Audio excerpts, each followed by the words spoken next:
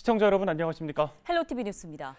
네, 고비가 바짝 조여진 방역 조치가 3주 더 연장됩니다. 설 연휴 이후인 2월 6일까지 식당과 카페 등의 영업시간은 지금처럼 밤 9시로 제한됩니다. 네, 다만 사적 모임 인원 제한은 4명에서 6명으로 조금 늘렸습니다. 정부는 다음 주쯤에 우리나라에서도 오미크론 변이가 우세종이 될 것이라고 전망하고 있습니다. 네, 한때 하루 확진자 수가 50명까지 떨어졌던 일본도 올해 들어서 기하급수적으로 확진자가 늘어나면서 최근엔 하루에 2만 명에 육박할 정도로 증가했습니다. 네, 오미크론의 무서운 확산을 막기 위해서 이번 설 연휴에도 고향 방문이나 가족 친지와의 만남은 자제해달라는 게 정부의 요청입니다. 헬로티비 뉴스 시작하겠습니다.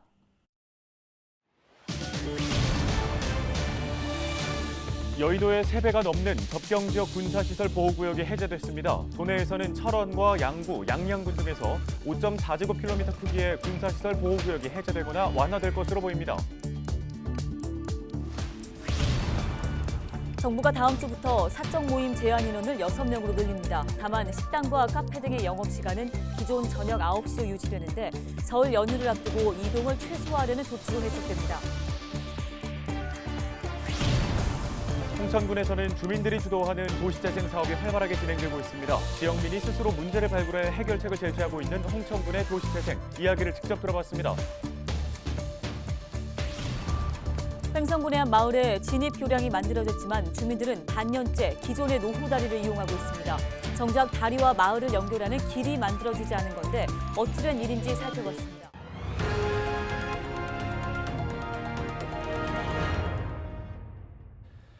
네, 첫 소식입니다. 횡성에는 이미 다 지어놓고도 반년째 통행하지 못하는 교량이 있습니다. 네, 기존에 통행하던 다리가 좁고 또 홍수에 취약해서 새로운 다리를 놓았는데 정작 마을 길과 연결하는 공사가 진행되지 못해 무용지물이 되고 있습니다. 어떤 이유인지 이다혜 기자가 현장 취재했습니다.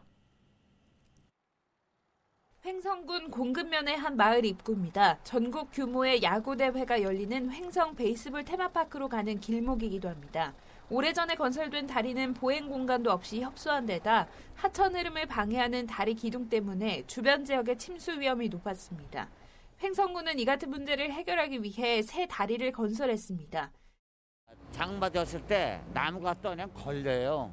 그래가지고 일로 물이 쏟아져 들어왔다고. 그런데 다리빨 하나 없애갖고 널찍하게 놨지. 이제 지난해 7월 예산 85억 원이 든 새 다리가 완성됐지만 반년째 무용지물 신세입니다. 교량이 재기능을 하려면 마을길과 연결돼야 하는데 다리만 덩그러니 놓여 있는 겁니다. 교량 건설은 재해 예방 사업으로 마을길 건설은 베이스볼 테마파크 활성화 사업으로 각각 추진됐는데 완료 시기를 맞추지 못해 시간을 허비했습니다. 행정의 엇박자 때문이라는 지적입니다.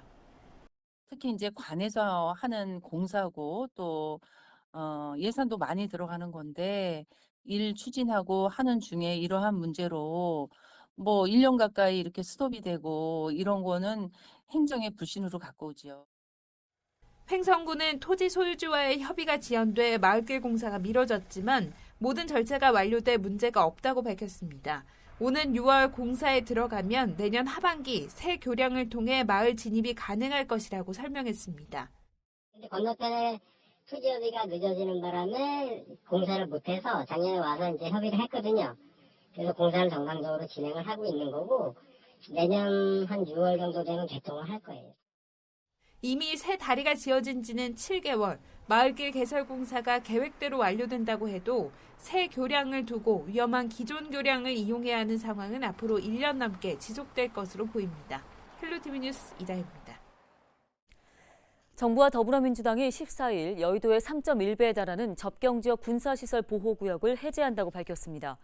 강원도 지역의 경우 철원과 양구, 양양군 등 5.4제곱킬로미터에 대해서 군사시설 보호구역 해제와 완화될 전망입니다.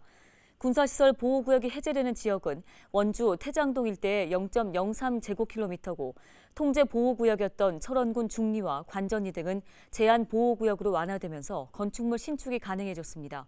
또 군부대로부터 신축 허가를 받아야 했던 철원군 장흥리와 사상리, 양구와 양양 원리 일대는 지자체 허가로 대신하게 됩니다. 정부가 17일부터 2월 6일까지 사적 모임 제한 인원을 기존 4명에서 6명으로 늘리고 식당과 카페 등의 영업시간은 저녁 9시로 제한합니다. 정부는 최근 방역 지표가 다소 호전되는 모습이지만 확진자가 더 이상 줄지 않고 있어 전국적 이동과 접촉이 이루어지는 설 연휴가 다가와 이같이 조치했다고 밝혔습니다. 이에 따라 강원도는 예방접종의 속도를 낼 방침이며 방역 지침 이행 점검도 강화할 방침입니다. 지난 13일 강원도는 5인 이상 사적 모임을 위반한 춘천의 한 식당과 저녁 9시 이후 영업 제한을 위반한 원주의 유흥업소를 행정 처분한 바 있습니다. 올해 홍천군에서는 주민들이 직접 참여하는 도시재생 뉴딜 사업이 본격적으로 시작됩니다. 낙후된 원도심에 활기를 불어넣는 데에 많은 지역민들이 직접 팔을 걷어붙이고 나선 건데요. 홍천군에서 시작되고 있는 변화의 바람 어떻게 이루어지고 있을까요? 네, 주민들의 도시재생을 뒷받침하고 있는 지원센터장과 홍천군의 관련 부서장이 직접 홍천군의 변화를 소개합니다. 양진호 기자입니다. 지난해 전국 도시재생 박람회에서 행정부 장관상 등 무려 12개의 상을 휩쓸었던 홍천군. 주민이 주도하는 도시재생으로 낙후됐던 원도심에 크고 작은 변화의 바람을 일으키고 있습니다. 홍천군의 도시재생이 가진 특별함, 차별성은 무엇일까요? 주민 주도의 공동체 기반 마련이 사업 성공의 필수 요건이었다는 홍천군의 이야기를 직접 들어봤습니다.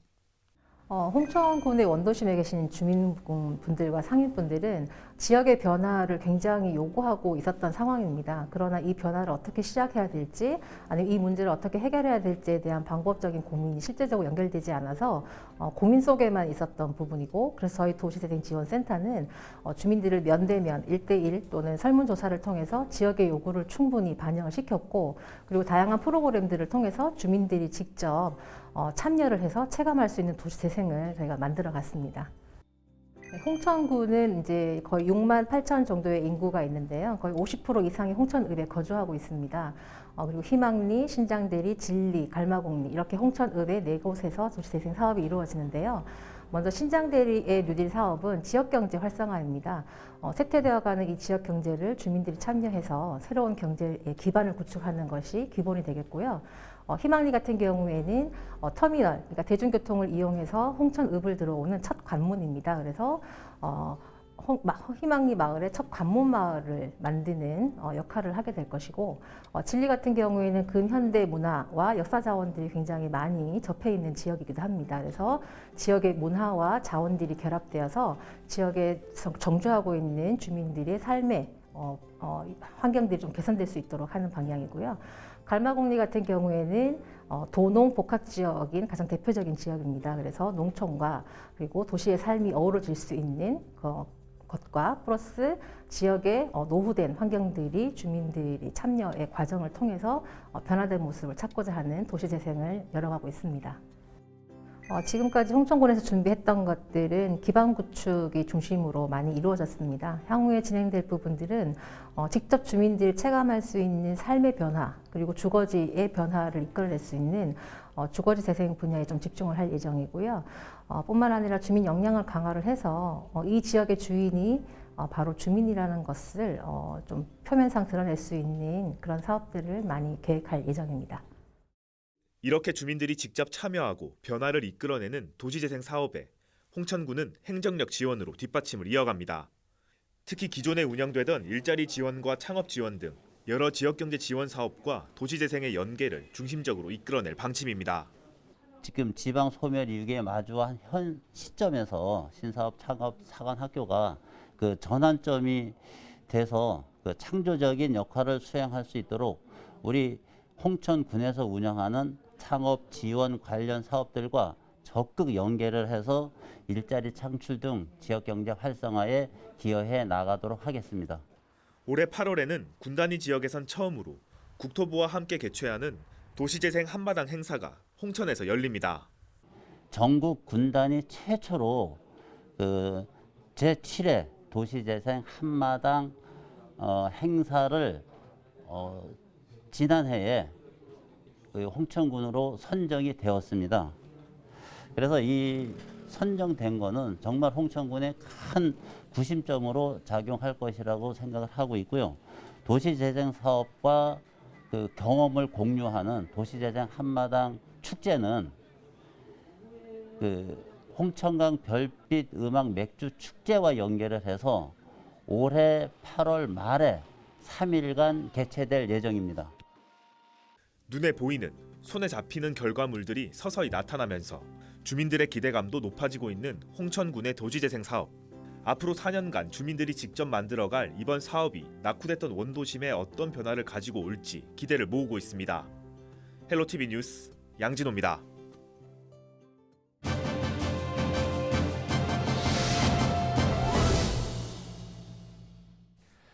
새해를 맞이하면서 독서 계획 세우는 분들 많으실 겁니다. 원주 미리네 도서관에서는 시민들의 소리를 담은 도서 추천 공간을 만들어 더욱 다채로운 독서 환경을 이끌고 있는데요. 네, 미리네 도서관의 이훈주 장소관리팀장 전화 연결해서 관련 이야기 나눠보도록 하겠습니다. 자, 보다 다양한 도서 정보를 접하고 싶은 분들에게 많은 도움이 될 것 같은데요. 이 시민의 서재에 대해서 좀 자세한 설명 부탁드립니다. 미리네 도서관에서는 시민들과 같이 소통할 수 있는 다양한 사업을 기획하고 있고 그 중에 하나가 시민의 서재인데요. 시민의 서재는 원주 시민 누구나 내 인생의 책이나 내가 좋아하는 책을 추천하고 서로 공유해보는 도서 추천 캠페인입니다. 추천된 도서는 선별해서 추천인의 이름으로 미리네 도서관 시민의 서재 공간에 일정 기간 전시를 하게 되고요. 추천자에게는 다양한 도서관 혜택을 제공할 예정입니다. 네, 어떤 도서들로 채워지게 될지 기대가 되는데요. 도서관에서 이 다양한 책을 추천하는 북큐레이션 프로그램도 운영되고 있지 않습니까? 북큐레이션은 특정한 주제에 맞는 책을 사서가 선정해서 시민들에게 제공하는 서비스입니다. 저희 도서관 2022년 북큐레이션 주제는 우리말 달력 큐레이션입니다. 1월부터 12월을 뜻하는 우리말로 1월 달은 해 오름 달입니다. 새해 아침에 힘있게 오르는 달이라는 뜻입니다. 지금 미리네 도서관에 오시면 희망찬 새해 시작을 위한 다양한 도서를 추천받으실 수 있습니다. 네, 이 밖에도 원주 지역 학생들을 위한 겨울방학 프로그램도 진행 예정이라고 들었습니다. 소개해 주시죠. 미리네 도서관에서는 겨울방학을 맞이하여 어린이들에게 즐거운 경험을 제공하기 위해서 방학 특별 프로그램을 진행을 합니다. 1월 17일부터 운영할 계획이고요. 프로그램은 총 3개 강좌로 운영되고 대상별로 일기 쓰기, 보드게임, 코딩 프로그램으로 구성되어 있습니다. 코로나 예방을 위해서 온라인 방식으로 진행할 예정이고요. 이번 겨울방학 특별 프로그램을 통해서 어린이들이 도서관과 함께 슬기로운 방학 생활을 보내셨으면 좋겠습니다. 네, 잘 들었습니다. 시민들의 많은 참여가 있기를 저희도 기대해 보겠습니다. 지금까지 미리네 도서관 이훈주 장서관리팀장이었습니다.